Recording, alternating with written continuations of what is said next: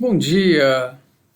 Dando sequência, nós vamos ver agora se tem um método organizado, sistematizado para nós invertermos uma matriz. E nós vamos descobrir que tem sim, ou para descobrir que não existe uma matriz inversa de uma dada matriz. Aplicarmos a equação que nós chegamos na última discussão, que foi a matriz A, ela pode ser escrita se ela puder ser escrita na forma escalonada reduzida por linha na forma de uma matriz identidade, ela pode ser escrita numa multiplicação de matrizes elementares, dada por esta forma. Se nós quisermos escrever a matriz inversa de A menos 1, nós percebemos que ela deve ser esse conjunto de operações aqui, as operações elementares, inversas dessas aqui, efetuadas nessa ordem, de forma que quando nós multiplicarmos a esquerda ou a direita, esse EK vezes EK inverso vai dar a identidade, o próximo que está aqui vezes o próximo aqui dará a identidade, o próximo dará a identidade, este aqui multiplicado por esse dará a identidade, e esta matriz multiplicada por esta dará a identidade, que são inversas, e aí nós ficaremos com a identidade. Então a multiplicação desta matriz por essa resulta na identidade, desta por essa resulta também na identidade. Essa fórmula 5, ela informa que A menos 1 será o resultado da multiplicação sucessiva à esquerda das matrizes elementares, E subíndice 1, E subíndice 2, reticências E subíndice K. De uma forma geral, nós podemos afirmar que para encontrar a inversa de uma matriz invertível, A, nós devemos encontrar uma sequência de operações elementares sobre linhas que reduz A à identidade e depois efetuar esta mesma sequência de operações numa identidade para obter A menos 1, a inversa de A. O que nós podemos expressar desta maneira, por exemplo, este enunciado diz, se nós tivermos uma matriz A qualquer, que nós podemos escrever A nesta forma e ao lado a matriz identidade. Se nós efetuarmos um conjunto de operações elementares ou multiplicação à esquerda, o mais simples é, quando nós temos números assim, é efetuar as próprias operações por linhas e não multiplicar por matrizes, que dá um pouco mais de trabalho. Ok? Se nós tivermos os números e tal, neste procedimento, por um conjunto finito de operações elementares sobre A, nós vamos chegar neste lado esquerdo à matriz identidade.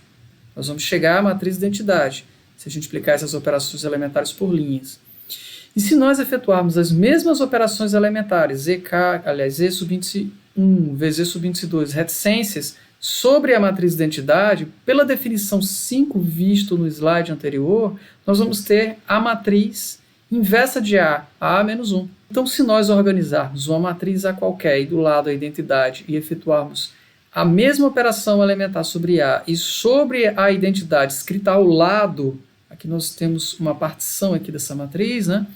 Nós vamos chegar neste formato no final, se houver uma matriz inversa de A. Dando sequência, o livro texto, sugiro que vocês o comprem, o Anthony Horris, ele dá o seguinte conjunto de passos feitos na sequência. Inicialmente, nós somamos menos 2 vezes a primeira linha, a segunda, e menos 2 vezes a primeira linha, a terceira. Depois, nós efetuamos o procedimento de somarmos 2 vezes a segunda linha, a terceira. Está aqui. Nós faremos isso tanto para a matriz A, que está mais à esquerda, quanto para a matriz identidade e depois as matrizes que vão aparecendo na sequência. As mesmas operações, tanto numa quanto na outra. Então, sequência, se nós multiplicarmos a terceira linha por menos 1, nós vamos ter, aqui nós temos essa terceira linha 0, 0 e 1, e aqui vai ser multiplicado por menos 1, por exemplo, é fácil perceber que vai ficar 0, 0, 1, e aqui vai ser 5, menos 2 e menos 1. Depois, nós somamos 3 vezes a terceira linha a segunda e 3 vezes a terceira a primeira.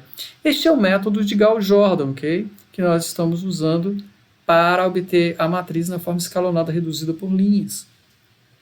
Se nós continuarmos a nossa operação, então nós podemos somar 2 vezes a segunda linha a primeira, então 2 vezes a segunda linha com a primeira, e aqui também nós efetuaremos este procedimento, e nós saímos dessas matrizes para essas matrizes. Ok? Por fim, nós temos esta forma. Aqui nós vemos que onde tinha a matriz A, por esse conjunto de operações, ela foi vindo para a forma escalonada reduzida por linhas, até que está na forma escalonada reduzida por linhas, que é a forma de uma matriz de identidade, como garantia a letra D do teorema anterior discutido. E à direita, nós saímos da matriz de identidade, o que nós temos é necessariamente a inversa de A. Então, a matriz inversa de A é esta matriz, menos 40, 16, 9, 13, menos 5, menos 3, 5, menos 2 e menos 1 com essas entradas. Esta é a matriz inversa. Isto é garantido nos argumentos e nos teoremas que foram vistos anteriormente. Então, eis uma maneira organizada de nós obtermos a forma escalonada reduzida por linhas de uma matriz A, e ao lado, se nós efetuarmos as mesmas operações elementares sobre a matriz de identidade escrita aqui ao lado, então ao lado de A nós escrevemos a matriz de identidade e efetuamos essas operações. Se nós chegarmos numa forma de matriz escalonada, ou matriz de identidade em A, ao lado vamos ter a forma da matriz inversa de A. O que ocorreria se nós não chegássemos numa forma escalonada reduzida por linhas? Isso vai ocorrer em vários casos, porque nós não sabemos se uma matriz A qualquer, uma matriz qualquer, ela tem inversa. Se ela não tem inversa é porque ela não vai poder ser escrita numa forma escalonada reduzida por linha, não vai ter a forma de uma matriz identidade, uma matriz quadrada não terá a forma da matriz identidade. E aí, se isso ocorrer, ela não tem uma inversa. Então, nós não sabemos isso de antemão na maioria dos casos, nós temos que verificar. Por exemplo, neste caso aqui, nós temos outra matriz. Se nós fizermos as operações, o que é essa operação de somarmos menos duas vezes a primeira linha a segunda, e somarmos a primeira a terceira, e depois se nós somarmos a segunda linha a terceira, somamos a segunda linha com a terceira, nós teremos aqui 0, 0, 0, onde deveríamos ter uma identidade, nós temos uma linha de zeros. E isso não gerará uma matriz de identidade. Logo, a matriz A não é invertível pelo teorema 153 e ele não pode ser reduzido a uma matriz de identidade. Uma consequência direta do exemplo 4 que nós fizemos é que esta matriz ela tem uma matriz inversa, porque ela foi escrita por operações reduzidas por linhas na forma de uma matriz identidade, e a inversa dela é esta matriz aqui. Então, consequentemente, as afirmações A, B, C e D todas são válidas com relação a esta matriz. Desta forma, se o sistema for homogêneo, tiver um sistema de equações homogêneo, nós podemos garantir que só vai ter uma solução, que é a trivial.